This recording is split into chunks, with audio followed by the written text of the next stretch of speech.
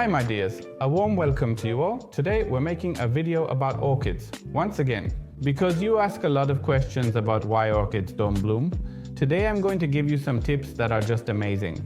The orchids will bloom. Before you hear about these tips, subscribe to the channel, turn on the notification bell, and give a thumbs up if you like it.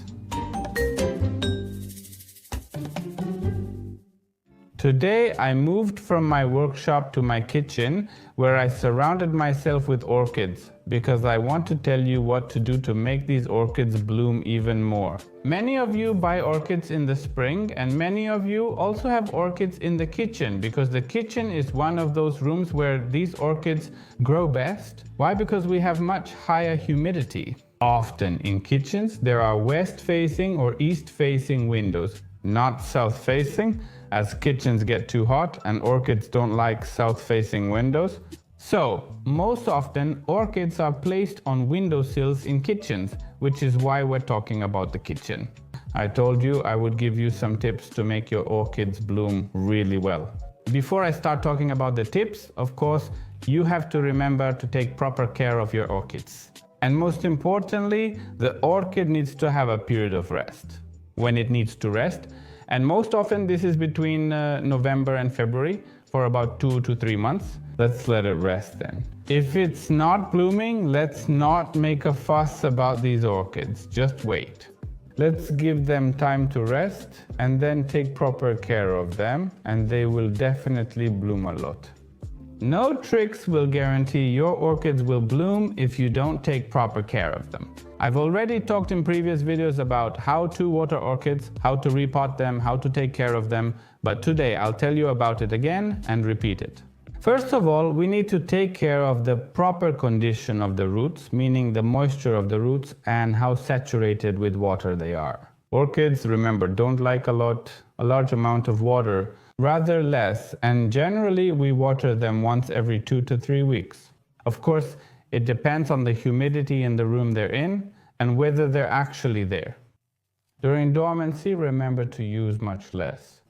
We need to take care of the condition of the roots and leaves because that's where the success of every orchid's blooming lies.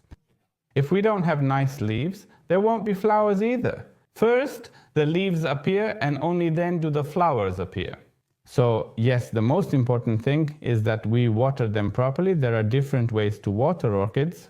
Some people give them a bath, meaning they immerse them completely in water, meaning they put the root ball into water. Others pour water over the orchids from time to time, more often, but they pour water on them. And some others actually, as you also wrote in the comments under one of the videos about orchids, that you keep them in water all the time. And I also know someone who actually keeps them all the time.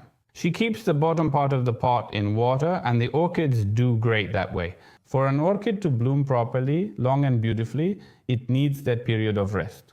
2 or 3 months during the winter is exactly the right time to let orchids rest. To water the orchids less, not to give them fertilizer. And actually it would be best to lower the nighttime temperature compared to the daytime temperature. So it's a bit warmer during the day and a bit cooler at night in the winter. If they're on a windowsill with a radiator underneath, for example, try turning the radiator down a bit at night and then it will be about 1-2 degrees cooler. And this will also help orchids form more buds and start blooming. Now you know. What do you need to take care of to make an orchid bloom? Now it's time for those tricks.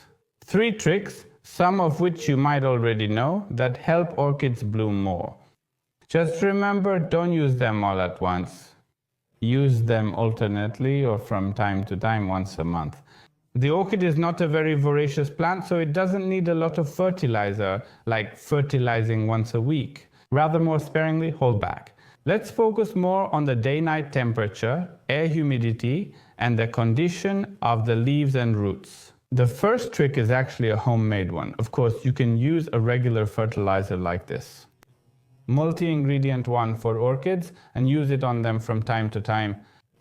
to fertilize them. Just remember that before you start fertilizing, it's good to water the orchids a little the day before, rinse off any residue from the previous fertilizer that might be left, and only then fertilize them. Very dried out orchids absorb fewer nutrients and microelements, so first give them a little water and then apply the fertilizer. Behind me, I already have the first mixture prepared. The first mixture doesn't look very appealing, but it's actually homemade. These are banana peels soaked in water. Why banana peels? Banana is a source of potassium, magnesium, and phosphorus. It really helps orchids to bloom. And there are different ways to make such a mixture from bananas. I have one prepared here. I peeled a banana, cut it up a bit with the peel into pieces, and poured lukewarm water over it. I poured the water over it yesterday, so today it already has a bit of a brownish color. I think it should sit for another half a day so I can water the orchids with this mixture. Of course, I take out the bananas afterward and use up the mixture all at once.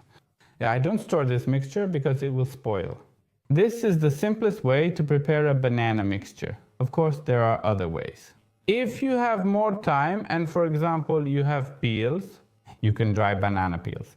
Either you dry them naturally, meaning they dry on their own, or you dry them in the oven at a not too high temperature. Then you can put them in a mortar and crush them into a powder. And you can actually add this powder to the water you want to give to the orchids. Or you can even sprinkle a little bit of it on the orchids as a fertilizer, not in liquid form, but just as a powder.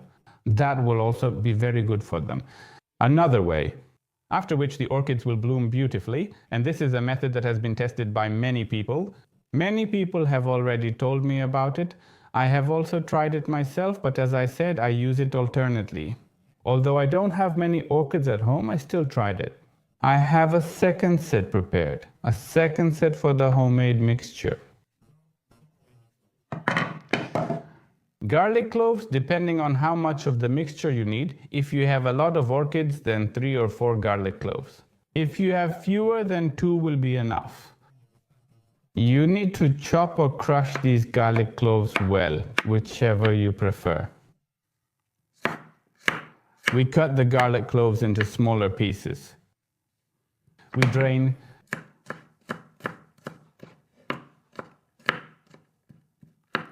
From my experience, it's better not to crush them, but just chop them lightly. Because when we crush them, the juice stays on the press or the knife during the crushing. We wouldn't want that since the juice is most important to us. We have the garlic prepared like this, so now we need to pour water over it. I have the water ready. The water is around 50 degrees, not more, because anything hotter would kill what's most important in this garlic. And I pour the water over this garlic. With water, the smell is beautiful. And what's most important? Well, of course, I don't water these orchids with hot water. I wait until this water will cool down, and actually it would be best to do it in some kind of jar. Close the jar. Of course, wait until the water cools down. Close the jar and leave it for at least 12 hours so that the garlic releases the properties we need. And what properties does this garlic actually have? Above all, potassium. Above all, it's also antibacterial, so it will help us a bit in keeping these orchids healthy. It repels various gnats, so in fact, those tiny flies won't appear here. So potassium and above all magnesium. And this gives orchids the strength to bloom. Try it. It's a great trick. I think it will give the right results. It's time for the third mixture. Listen, I already have a bit of this mixture here. It looks like a great drink, a drink that many of you probably like. Yes, that's right, it's beer, but you can just as well make a mixture with yeast, because it's all about the yeast. Of course, we don't water orchids with that kind of beer. We dilute it. We dilute it in a ratio of about 1:15 or 1:20. more or less like that. And what does that do? Mixture number 3 is responsible for the condition of the roots. Yeast, like beer, is mainly B vitamins, which have a fantastic effect on the condition of the roots. And what did I say at the beginning? That the roots are the most important part of our orchids, our phalaenopsis. Without roots, there won't be any leaves, there won't be any flowers. So let's take good care of the roots. Let's give them something. Let's give them the right drink. Remember to dilute it first. And most importantly, my dear friends, if you use such mixtures and you also use a classic fertilizer, don't use them together for heaven's sake, because you'll do harm. Use them alternately. I think once every 3 weeks or once a month you can use one of these mixtures. It's important, for example, when it comes to beer or yeast, to take care of it beforehand. Before that period comes, during the dormancy period, the roots will grow, the roots will gain the right vigor, and then they will be able to kind of help the orchid bloom more. So we usually use this kind of fertilizer in the fall. We can use this fertilizer all year round because it's a fertilizer or mixture that also prevents the appearance of gnats and is very beneficial for orchids.